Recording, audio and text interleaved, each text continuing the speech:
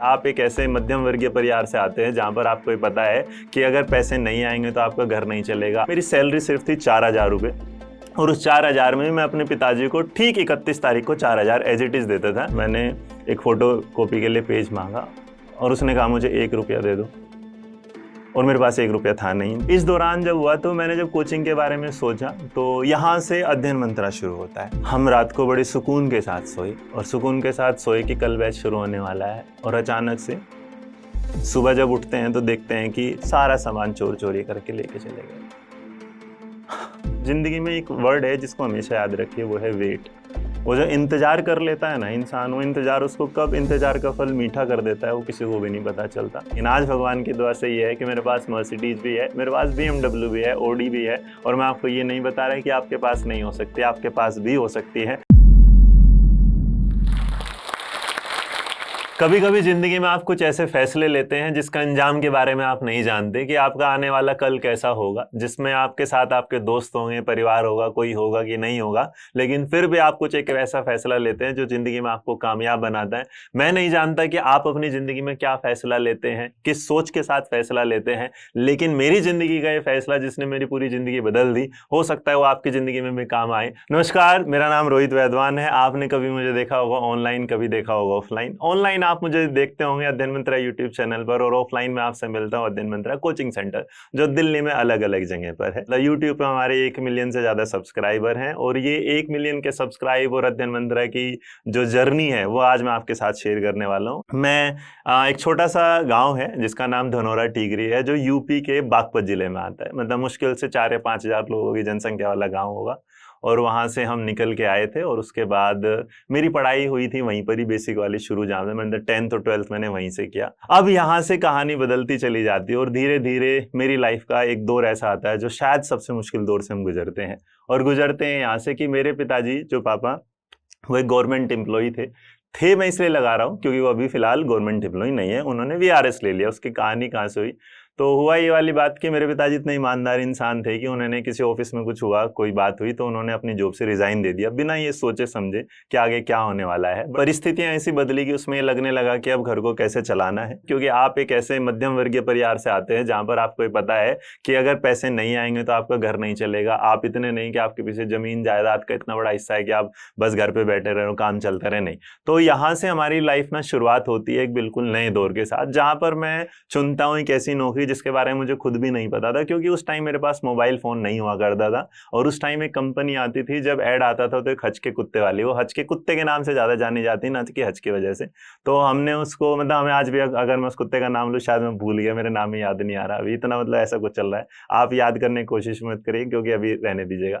अब हुआ क्या कि यहाँ से उस लाइफ के दौर में मैंने वो सर्च किया और सर्च करने के बाद वहां पर मुझे एक जो सिम बेचने वाले होते हैं ना, उसकी एक जॉब मिली। तो अब परिवार को चलाने के लिए मैंने वो काम किया और इस दौरान मैंने अपनी पढ़ाई नहीं छोड़ी। मेरी पढ़ाई भी मतलब कंटिन्यू रही, बट वो प्राइवेट पढ़ाई की तरह की चलती रही। तो हमारे यहाँ होता है कि भाई सरकारी नौकरी का एक अलग ही जोश होता है। तो ऊपर से हम जाट लोग, जाटों में ये वाली बात कि अगर कुछ नहीं करा तो उन्हें लगता है कि सरकारी नौकरी नहीं, तो इसका मतलब कुर्ते वरते भी नहीं कुछ है। आप लोगों के पास भी प्रेशर होता होगा। जैसे ही आप 18 की तरफ ऊपर बढ़ना शुरू करेंगे, याद रखिएगा आपको अपनी दुनिया कम लगनी शुरू लगेगी। क्यों? क्योंकि आपको इतना प्रेशर दे दिया जाएगा, काम कर, नौकरी ले, ये ले, घर चलेगा कैसे। और आप उस दौरान में ना अपनी जिंदगी को, उन लम्हों को खो देते हैं जो शायद आप बहुत बेहतर तरीके से जी सकते थे।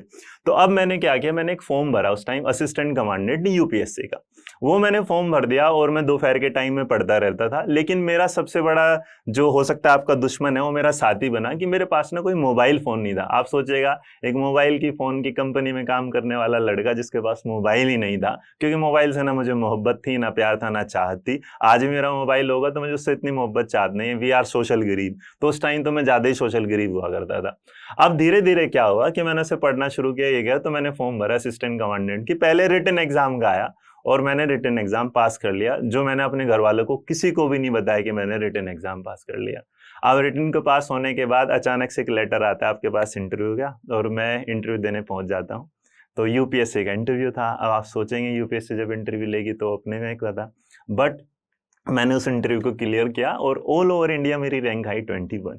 वो 21 रैंक आने के बाद मैंने, जब मेरा फाइनल सिलेक्शन हो गया, तब मैंने घर वालों को बताया कि ये लो जी, मैं सरकारी नौकर लग गया। और यहाँ मेरी ज़िंदगी में मुझे लगा कि मैंने सब कुछ पा लिया, कि पूरे गांव में इकलौता ऐसा, मतलब हमारे पूरे गांव में मैं पहला इंसान ऐसा रहा हूँ जो इतनी बड़ी पोस्ट पर पहुंचा था, क्योंकि ये फर्स्ट रैंक की जॉब थी। बट ज़िंदगी बदलाव फिर पलटती है, और ऐसी पलटती है कि आप सोच भी नहीं सकते। और वो पलटती इस आधार पर है कि मैं जाता हूँ ट्रेनिंग के लिए, तो ट्रेनिंग में जाने के दौरान होता क्या है कि घर वाले ना, मतलब वो लड्डू पैक करके देते हैं, वो मिठाइयाँ देते हैं, ये देते हैं कि जा मेरा बेटा जाएगा, ट्रेनिंग व्रेनिंग करेगा, हरभजन। वैसे मैं शरीर से लगता नहीं, आप लोगों को ऐसा हुआ, तब भी मैं ऐसा ही था, बट इतना ठीक था कि जो फिजिकल रिक्वायरमेंट होती है वो मैंने पूरी कर ली थी। अब उसके बाद मैं गया वहाँ पे, तो मैस में जब जाने लगे, कुछ देखने लगे, तो वहाँ की कहानी कुछ बदल गई। और बदली ये कि मेरे को 3 दिन बाद वो जॉब छोड़नी पड़ गई। छोड़नी क्या पड़ गई, क्योंकि मैं 21 साल का लगभग लगभग हुआ था, और मुझे ये लगने लगा कि ये जो काम है ना, ये शायद मुझसे नहीं होगा, या मेरी लाइफ कह रही थी कि मेरी ज़िंदगी में कुछ नया काम है जो मुझे करना था। और इस दौरान मैंने अपनी नौकरी को छोड़ दिया। जैसे ही मैंने नौकरी छोड़ी, उसके बाद ना मेरी लाइफ में आज तक जितनी भी गालियाँ मिली हैं, वो दौर ऐसा होगा जिसमें मैंने सबसे ज़्यादा गालियाँ खाई हैं। आप भी अपने कभी-कभी फैसले लेते हैं, लेकिन अगर आपको अपना फैसला सही नहीं लगता, देखिएगा, आपका एक आइडिया होता है जो कोई चुरा सकता है, लेकिन आपका हुनर कोई नहीं चुरा सकता। तो इसी तरीके पर हुआ क्या कि मैंने वो नौकरी तो ड्रॉप कर दी, लेकिन मुझे दुनिया की इतनी, मतलब मेरे रिश्तेदारों की, यहाँ तक कि घर वालों की भी इतनी अच्छी नौकरी मिली थी, तूने छोड़ दी, ये वाला बहुत कुछ हुआ। वो एक दिन ऐसा आया था जब मैं अपने घर ही नहीं गया। मतलब मेरे याद है, मैं बैंगलोर से आया और मैं दिल्ली में रुक गया, और दिल्ली में रुका था मैं 13 सितंबर सन 2013। वो साल था जिस टाइम मैं दिल्ली में एंट्री करता हूँ, और उसके बाद मैं अपने घर नहीं जाता। घर नहीं जाता क्योंकि मुझे लगता है कि जब तक मैं कुछ कामयाब नहीं हो जाता, मैं घर नहीं जाता। तो आपको यहाँ बीच में मैं बताऊँ, देखिए, लाइफ में ज़रूरी नहीं कि जो आपके साथ एक बार सक्सेस मिली है, उसके बाद आप ये सोच लें कि लाइफ में आपको दोबारा सक्सेस नहीं मिले। होता है ना कि प्यार एक बार होता है, बार-बार नहीं होता। देखिए, होने को तो बार-बार भी हो सकता है, 1000 बार भी हो सकता है। बात ये है कि पहला याद ज़्यादा रहता है। तो मेरे आज भी ज़िंदगी में क्या है, मेरी पहली नौकरी हमेशा याद है, लेकिन आज जो मेरा प्यार है, जो सब कुछ है, वो मेरा यही काम है। तो इस दौरान जब हुआ, तो मैंने जब कोचिंग के बारे में सोचा, तो यहाँ से अध्ययन मंत्रा शुरू होता है। और अध्ययन मंत्रा शुरुआत में एक कोचिंग इंस्टीट्यूट, जिसका नाम सुन के लोग सोचते अध्ययन मंत्र, तो उन्हें लगता था यहाँ पर कोई मंत्र बांटा जाता है, और उस मंत्र में कोई आएगा और उसके बाद जादू टोना होगा और आपको पेपर पास करा दिया जाएगा। और नाम की भी कहानी अलग थी। मैं एक बार मेट्रो से आ रहा था, मेट्रो से आते-आते मैंने सोचा कि यार कोचिंग शुरू करते हैं, तो कोचिंग शुरू करेंगे, तो कोचिंग का नाम क्या रखेंगे? तो कोचिंग का नाम आया दिमाग में, उस टाइम जब यूपीएससी की तैयारी करते थे, तो सामाजिक अध्ययन की किताबें आया करती थी। और वो सामाजिक अध्ययन पर से मैंने सामाजिक हटाया, उसके नीचे का अध्ययन चुराया, और उसके बाद वहाँ से मिला अध्ययन। इस बीच में गुज़र रहा था मेट्रो से, तो यहाँ से जाते-जाते मेट्रो में बीच में से ना, वहाँ से एक कोचिंग इंस्टीट्यूट था जिसके पीछे का नाम लगा था मंत्रा। तो मैंने सोचा, अध्ययन को उठाया, मंत्रा के साथ जोड़ा, और कोचिंग का नाम बन गया कि अध्ययन मंत्रा। तो कोई ये सोचे कि मैंने ये बनाया था अपने आप से, नहीं, ये बना इस तरीके से था।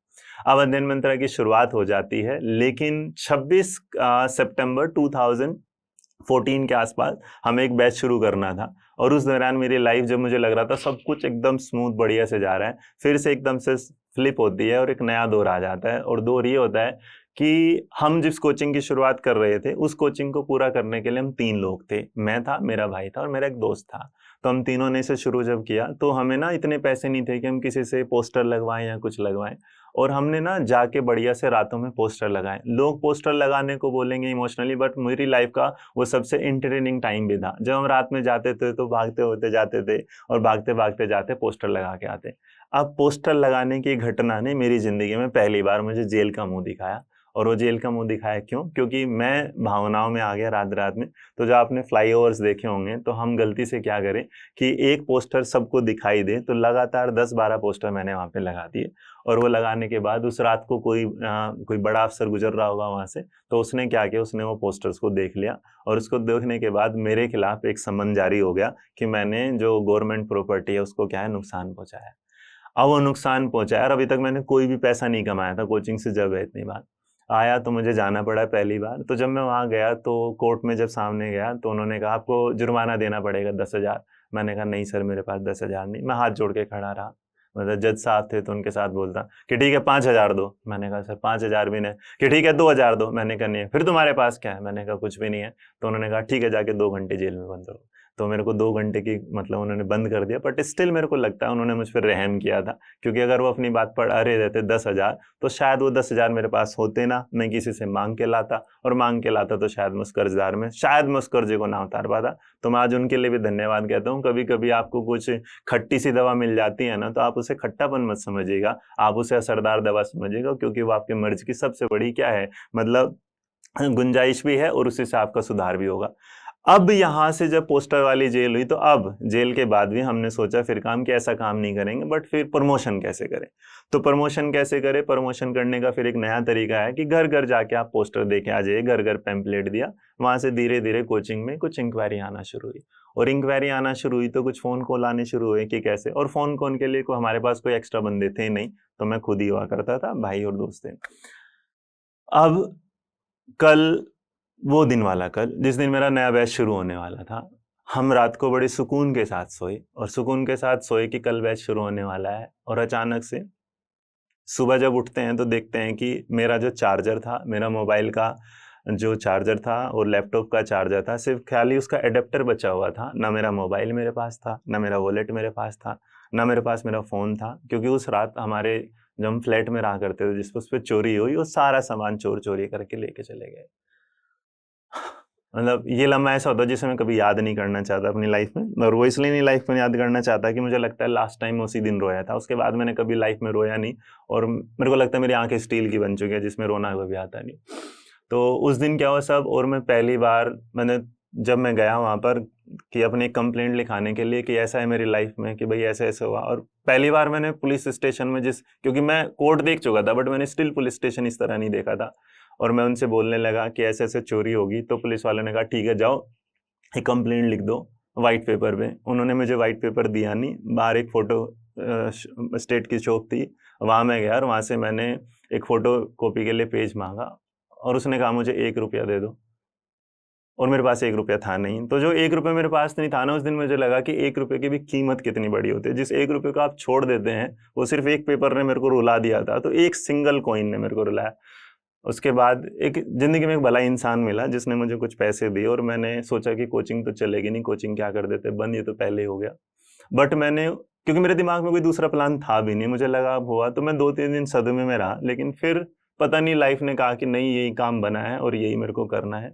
मेरे को एक बार बड़ी बात आती है कि एक सर थे जिनके गुरुजी ने ये वाली बात बोली थी कि ज़िंदगी में एक वर्ड है जिसको हमेशा याद रखिए, वो है वेट। वो जो इंतजार कर लेता है ना इंसान, वो इंतजार, उसको कब इंतजार का फल मीठा कर देता है वो किसी को भी नहीं पता चलता। मतलब मुझे लगता है कि उस टाइम का 1 रुपया आज की ज़िंदगी में मेरे कई सौ करोड़ के बराबर भी नहीं होगा, क्योंकि मेरे पास आज शायद करोड़ों हैं, बट मुझे आज भी याद कौन सा है वो 1 रुपये, क्योंकि उस 1 रुपये ने मेरे को आज करोड़पति बनाया। तो इस दौरान जो कोचिंग का काम मैंने शुरू किया था, तो अब ये धीरे धीरे मुझे लगने लगा कि मैं आगे बढ़ा रहा हूँ। इस बीच में मतलब आज तक इस लम्हे तक मैं अपने घर वालों से मिला नहीं था, लगभग मेरे को 1.5 साल हो चुका था जब मैं अपने घर वालों से नहीं मिला, और मुझे लगा था कि जब तक मैं कुछ कामयाब नहीं हो जाता है, जब तक मैं कुछ नहीं कर लेता, तब तक मैं उनसे मिलूंगा भी नहीं, क्योंकि मेरे वो कानों में जो गालियां थी वो अभी भी शायद सुनाई दे रही थी, जो मुझे कह रही थी कि कुछ उस गालियों को ना शाबाशी में, उस तालियों में बदलना था। और इस गालियों और तालियों से बदलने के सिलसिले के दौरान मैंने अपना कोचिंग शुरू कर दिया। और वो शुरू करते टाइम ना, पहले दिन जब हमने शुरू किया कोई बच्चे नहीं आए, दूसरे दिन क्या कुछ नहीं, इस बीच में हमारे कोचिंग सेंटर में 3 बच्चे आए, और जो 3 बच्चे आए थे वो 3 बच्चों ने मेरा इतिहास बदला, और उन्होंने कर दिया क्या कि वो तीनों के तीनों बच्चे ना टॉपर निकले। और जो टॉपर निकले उस वक्त में टॉपर निकले जिस वक्त में ना कोई भी जो बड़े बड़े इंस्टीट्यूट थे जिनके बच्चे ही पास नहीं हो पाए।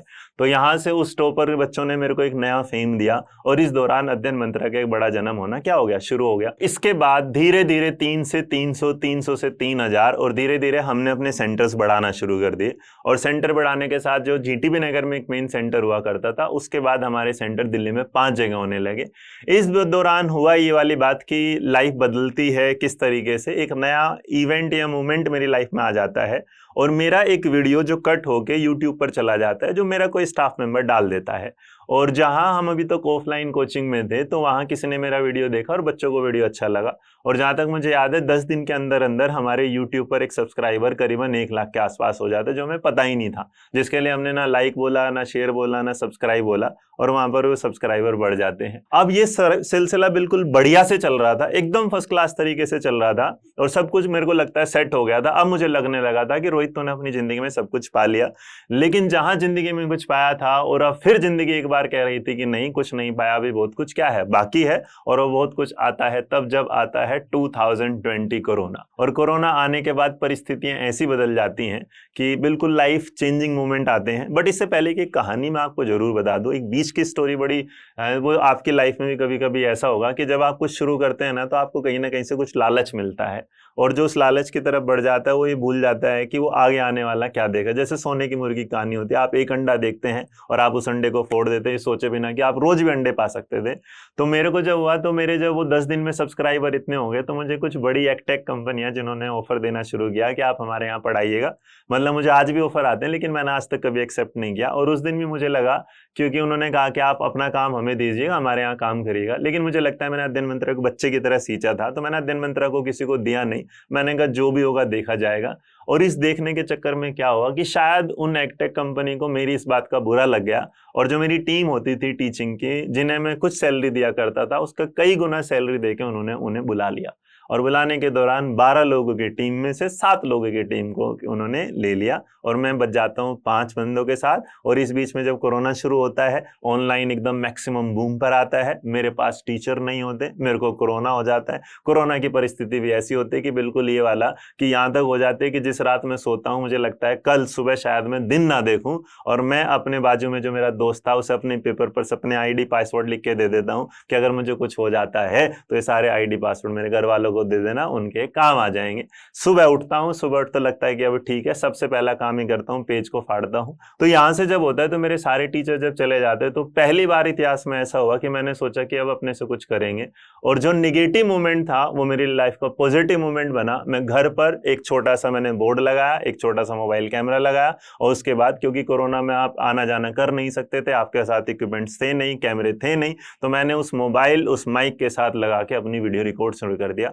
मैं पहले 2 घंटे, फिर 3 घंटे, फिर 4 घंटे, एक दिन हद हुई कि मैंने लगातार 12 घंटे क्लास ली। और उस 12 घंटे क्लास लेने के बाद एकदम से फिर दोबारा से ये होता है कि जो अध्ययन मंत्रा बिल्कुल नीचे जा रहा था, जो रोहित वैद्वान बिल्कुल नीचे जा रहा था, वो इतना बूम करके ऊपर आ जाता है कि एकदम से फिर जो लाइफ के स्ट्रगल्स हैं वो एकदम से अचीवमेंट में बदल जाती है। तो अब अध्ययन मंत्रा की जो रीच है वो इतनी ज्यादा बढ़ चुकी थी कि हमारे ऑफलाइन स्टूडेंट के साथ हमारी जो ऐप है उस पर लाखों स्टूडेंट आ चुका था। अब लाखों स्टूडेंट आता है तो ऑब्वियस सी बात है, लोगों को दिमाग में आता होगा लाखों रुपए भी आता है। तो लाखों रुपए नहीं, शायद मैंने लाइफ में मतलब 2 या 3 महीने बाद जब इस तरह हुआ, जब मेरा ऑनलाइन हुआ, तो मैंने एक अकाउंट देखा, और लॉगिन करने के बाद नेट बैंकिंग में सामने एक अमाउंट लिखा था। मैंने उसे जैसे देसी भाषा में कहते हैं ना, इकाई दाई सैकड़ा हजार 10,000 लाख 10 लाख करोड़, और जब मैं ऐसे देखा करोड़, उसके बाद मेरी आंखें खुली रही। मैं उस अकाउंट को सामने देख रहा था, नेट बैंकिंग को, मैं नेट बैंकिंग को देखता, नेट बैंकिंग मुझे देखती। थोड़ी देर बाद देखने में इतना चले जाते कि वो अपने आप से साइन आउट हो जाती। मैं उसे दोबारा लॉगिन करता, दोबारा देखता। मतलब मैंने इतना पैसा नहीं देखा था सच बताऊं तो। और वो जो पैसा देखने के बाद मेरे को लगा कि मैं आज करोड़पति हो गया। और ये करोड़पति होने के बाद अब मेरे को अपने घर वालों की थोड़ी सी क्या की याद आ गई। मैंने सोचा अब घर वालों को बता ही देता हूँ कि भैया मैंने कर क्या लिया। तो इस दौरान मैंने अपने घर वालों को बताया ये वाली बात कि आपका बेटा जिसने एक सरकारी नौकरी छोड़ी थी, जिसके लिए आपने आज गालियां दी थी, शायद उससे मैं इतना पैसा कभी कमा पाता है ना कमा पाता, लेकिन आज मैं करोड़पति हो गया। लेकिन वो है ना, घर वाले सीधे ही होते हैं बेचारे, उन्हें लगता है कि बच्चा सक्सेस हो गया तो आज ये मिला है। उन्होंने गले से लगाया। तो मेरे पिताजी ने मुझसे पहली बार में ये पूछा, तू करोड़पति हो गया, तूने मेरे को बताया भी नहीं, तो अमिताभ बच्चन से कब मिल के आया? मैं बोला पापा मैं अमिताभ बच्चन से नहीं मिल गया, मेरे अकाउंट में करोड़ है इसलिए मैं करोड़पति हुआ। तो एक ऐसी बात नहीं। और उसके दौरान शायद उस वक्त ने मुझे कभी पीछे मुड़ने का मौका नहीं दिया, और मैं शुक्रगुजार हूँ मतलब उस लम्हे का जो 10 साल मैंने इस काम में गुजारे हैं। मतलब उसने मुझे घर दिया है, गाड़ियाँ दी हैं, जो गाड़ियाँ मतलब हम देखा करते थे, हम सपनों में देखते थे ऐसी गाड़ियाँ। हम एक गाड़ी के पीछे चलते थे तो हम गाड़ी की पहचानना रंग से नहीं, हम उसके पीछे बढ़ते, BMW जा रही है, मर्सिडीज जा रही है, ये वाला ऑडी जा रही है, हमें नहीं पता था ये, क्योंकि गानों में तो सुना था कि जगवार खरीद ले फलाना ढिमकाना। लेकिन आज भगवान की दुआ से ये है कि मेरे पास मर्सिडीज भी है, मेरे पास BMW भी है, ऑडी भी है। और मैं आपको ये नहीं बता रहा कि आपके पास नहीं हो सकती, आपके पास भी हो सकती है, क्योंकि ये किसी को भीख में नहीं मिलती, ये उसी को मिल पाती है जिसके लिए क्या करता है, कमाता है, मेहनत करता है। और शायद मेरी वो मेहनत थी जिसने आज मुझे सब कुछ दिया है। और मैं शुक्रगुजार हूँ हमेशा उस बच्चे का जिसने मुझ पर इतना यकीन किया है कि जो भी मैंने उसे दिया है उसने बिल्कुल उसे बड़े अच्छे दिलों से मतलब हाथों से लिया है। तो मैं बस आप सब लोगों से यही बात कहना चाहता हूँ कि जिंदगी में जो भी आप फैसला लेना, उस फैसले पे अडिग रहिएगा। क्योंकि जब मैं अपनी